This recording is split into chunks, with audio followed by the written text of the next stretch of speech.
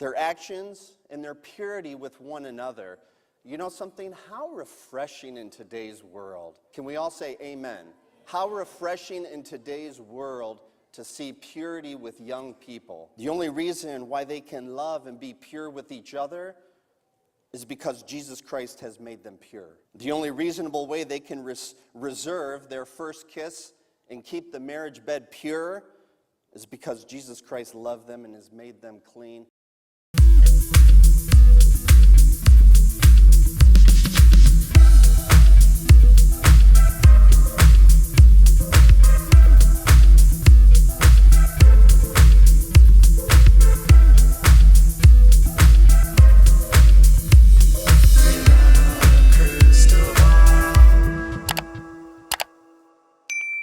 Hey everyone, it's Katie from Without a Crystal Ball. Welcome back to my channel. It is Monday, August 29th, and I hope you're having a wonderful day.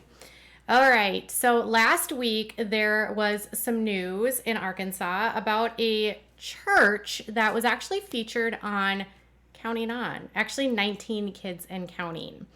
The church is in the headlines because one of their youth pastors got in trouble, but this church should sound familiar to you guys because this is where Ben and Jessa got married. Back in 2014, Jessa and Ben got married at First Baptist Church in Bentonville, Arkansas, which is an enormous, huge mega church that's located it's just north of Rogers. So the Duggars are in Springdale, Tontitown, just a little bit north of them in Bentonville in Benton County. The church is a Southern Baptist Convention Church, Southern Baptist affiliate, and is loosely connected to Ronnie Floyd, kind of the same world that Cross Church is. Like, they're not connected in that they're the same branches, but all these pastors sort of like intermingle and woven, you know. Anyways, not only was Jessa and Ben's marriage at First Baptist Church in Bentonville, the Duggars also spoke there multiple times. In fact, their children, they have a youth studio. It's called Studio 412. And back in 2012, Josh and Anna Duggar actually came to speak at a youth event for the kids at First Baptist Church in Bentonville. Not only that, Michelle Duggar and the whole Duggar family spoke at this church multiple times. So while they weren't members of this church, this was a church that they spoke at, engaged in, ministered at. I'm sure they were going there for the show, to talk about their books, to talk about their family, but also to share their ministry, because that's what they were all about. So this was definitely a church that was in their network. At the time that they were frequenting there, the pastor that was in charge was Philip Smith, who stepped down a couple years ago, and now the church is run or pastored by a man named Chris Dixon, who has a very different style of speaking. So this is a church with a Duggar connection that they are affiliated with that is now embroiled in their own scandal. This church is home to a lot of the Walmart executives. It's in a very affluent area where there's a lot of wealth. The church is enormous, and it had the size in order to fit Jessa and Ben's humongous 1,000 guests for their wedding. So Ben and Jessa picked the venue not because they actually go to the church, but it was a venue large enough for the church, for them to appear, like to hold all of their guests and to have their wedding at. The wedding venue was beautiful. I think everyone remembers her dress and them running off and all of the rumors that coincided with how they didn't kiss at the altar. And then there was these online rumors that they consummated in a corner or in a closet, and Ginger walked in on them, blah, blah, blah, blah, blah. So that church is in the news right now because a youth pastor actually was arrested for really bad things that he did to some children. It's a Duggar connection, sort of, kind of. The Duggars did not attend this church, and while I was able to find like 1 degree of separation where they seem to know a lot of the same people that attend the church, none of the Duggar family that I could find actually attend this church. Doesn't mean they haven't been there, but most of the Duggars, they used to go to Cross Church, which was Ronnie Floyd's church, and that was in Springdale. This is actually north of them, so it's further away for them to go if they were going to go to church. Ben and Jessa were married there in 2014. Now, this place was actually a church that was founded by, well, it looks like Philip Smith was the lead pastor there for many, many years. And he and a group of pastors sort of run it. It's the same breadth as sort of like Cross Church. It's a more progressive Southern Baptist church. And by progressive, I mean that women wear pants and not all the kids are homeschooled. This church specifically is all about like private school. There's, again, not as much like legalism there. It's not an independent Baptist church. It's a Southern Baptist church. Anyways, this church has been kind of rife with scandals, but again, this scandal is going to be probably one that might be difficult for the church to recover from.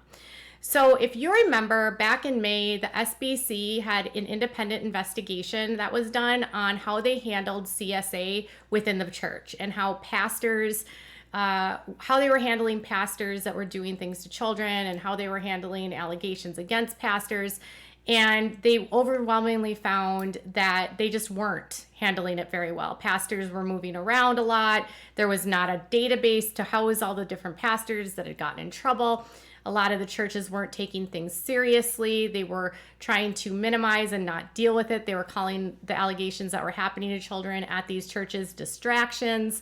And it's sort of a day of reckoning for Southern Baptists because of just the poor way that they've handled these types of situations overall. They then released a spreadsheet that included over 700 pastors that over the years have been accused of doing things, whether to adults or to children, mostly to children. And it included both Southern Baptist and Independent Baptist churches because there's a lot of overlap. And even though they don't have like an SBC affiliate, if they're in the Baptist world, they all kind of like overlap, even though the Independent Baptists are a little bit more, I would say, conservative than the SBC. But they're all sort of the same breadth of the Baptist faith, okay? So they released this list of 700 pastors, and one of the rules now is that when there's an allegation, they have to report it to police. They can't brush it under the rug. They have a protocol that they're supposed to follow. There's a whole advocates group that's supposed to help these churches. But some people that are in this world think that it's not enough. And the Department of Justice was opened an investigation into the Southern Baptist Convention recently. And the Southern Baptist Convention actually announced the investigation on their Twitter and said that they were fully cooperating with the investigation the DOJ opened into how they've handled CSA in the church. So this news happening at a humongous megachurch in Arkansas, connected to a church that was featured on Counting, or 19 Kids and Counting, that was featured in a hugely widely viewed wedding for Jessa and Ben, is now facing a huge scandal of their own because their former youth pastor, Keenan Horde, has been accused of doing CSA in the second degree, having content, CSAM, found on his phone, and indecency with a child. And he was charged with 3 felonies. There was a arrest last week, and he actually was working at the church up until like August. He only quit a few weeks ago, I was told. And he quit sort of under suspicious, like, people have told me that they feel like he kind of knew what was coming down. And the church says that this is the first time they've ever heard of these allegations against him. But the affidavit that was released by police is the probable cause affidavit that they put out said that he was arrested on August 25th. They had seized multiple electronic devices and a forensic interviews were conducted with individuals. Police say that they have interviewed 6 total children, but evidence that they collected on this pastor's phone found over 500,000 text messages with over 30 boys. And all of the individuals that are part of this case are boys. And they said that they found evidence of a relationship between this youth pastor and a 15-year-old that was inappropriate, with over 5,000 text messages between the two of them. So they did a search. So basically he quits mid-August. They get a report in to the church. The church files a report with the hotline, the independent hotline with the state police in Arkansas, who then executes a warrant at his house, and they find evidence of all of this kind of stuff happening. The interesting thing here is that once they did the search warrant, he kind of disappeared, and his wife actually apparently called them and said that he hadn't come back and was kind of worried that he might be fleeing. They had to get the U.S. Marshals involved in order to get him. And they finally tracked him down. He had just gone to a Walmart in Fayetteville, and he had just purchased a track phone, which is a phone which is like a burner phone. So after they did all of the stuff, they got all of his phones, they got all of his electronics, they interviewed 6 kids. They found evidence of up to 30. So police are saying that there could be up to 30 total boys impacted at this church alone.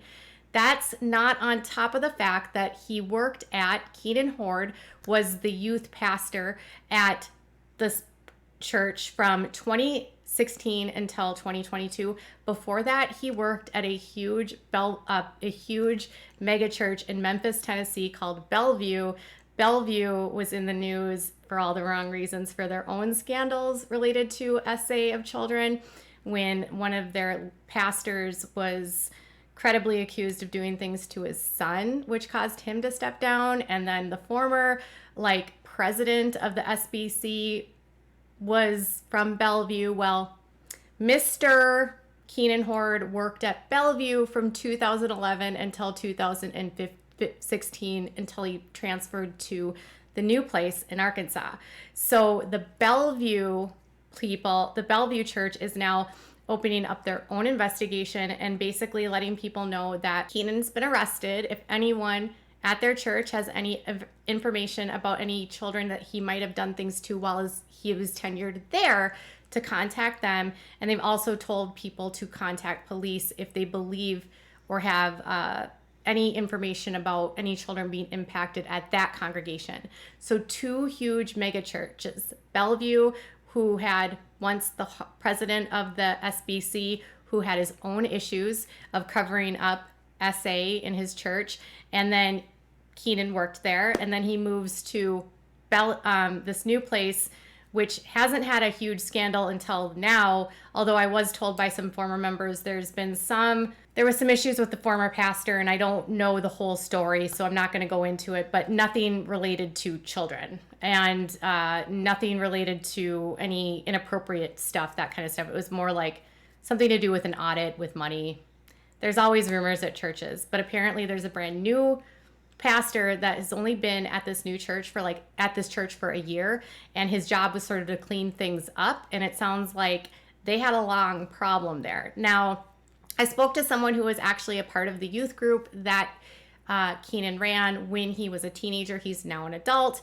And he said that there was always a lot of really weird things about Keenan. He never had friends that were his age. He had a lot of sleepovers with a lot of the kids in the youth group. He always was texting the kids at the youth group. His relationships seemed to have no boundaries. Parents really trusted him, and he had fooled an entire community. Now, the prosecutor in this case is Nathan Smith, and Nathan Smith is actually the son of the former founder of this church. So yeah, it's like 1 degree of separation. So Nathan Smith is the prosecutor. His dad, Philip Smith, was the former lead pastor and founder of this church. And now the church is led by a guy named Chris Dixon. And on top of that, they have this huge Christian music guy that is his name is Clay Cross. He's a musician in the Christian, contemporary music world. I've never heard of him, but he is their worship leader. So this is like a big church that has a lot of star power there. They also have, I was looking through some likes, and it looks like Bart Hester, who's in the state Senate, might be a member of this church. The prosecutor is a member of this church. And then a friend I spoke to of the Duggars said there's a lot of Walmart executives that go to this church. This is a very wealthy church. So it's a huge scandal. And the police in the area are saying that everyone that's involved, if they have someone that is impacted by it, to call the local police. Same thing in Memphis, Tennessee. So another huge scandal in the SBC. The good news is the way that the church handled it this time is good. We'll have to see if there was red flags that they missed. One thing that a former member told me was that leadership had a lot of free roam to do things, and there was always a concern about apparently Keenan not being very mature. And I guess, that could be a problem here, and never having no accountability for him, which they said was unrelated to this. But looking back, they said now they see some red flags. So this church might need to have some conversations about safety, red flags, and what's appropriate and not appropriate for staff members to be involved with children. So he is facing up to 20 years on at least one of the counts, and he's being held on $500,000 cash only bond. They do not want him out. They said that he cannot have any contact with children, and they said there's a high probability of more charges being filed, and he is unlikely to be bonded out before his trial. His next hearing date is in October. So the issue that has plagued the safety of children in churches continues. Northwest Arkansas has a really hotbed of problems there. Clay Folks even talked about this in his press conference about how they do have a problem in this area, and it's the highest per capita of reports against children in the country is in Arkansas. So Arkansas has a really big problem, and they're going to have to start cracking down and figuring out what's causing this. I have a feeling that a lot of these very radical churches that are very patriarchal and not have places for women, and you've got the IBLP there, you've got the SBC, you've got the IFB, all sort of colliding in Arkansas, which has kind of spelled a little bit of a disaster for children. And so I think it's time we get some cleanup crew in the state of Arkansas, but that's just my opinion. If you are a former member or a member, make sure that you can send me messages, tips. I'm not here to try to cause any harm to anyone. I just wanted to spread the word about the story and let you all know that this was a church that was counting on 19 kids and counting, and it's another scandal, but not directly tied to the Duggars, just sort of in their hemisphere, and another example of the problem that is plaguing this community. So, what are your thoughts about this? Tell me in the comments below. Bye, guys.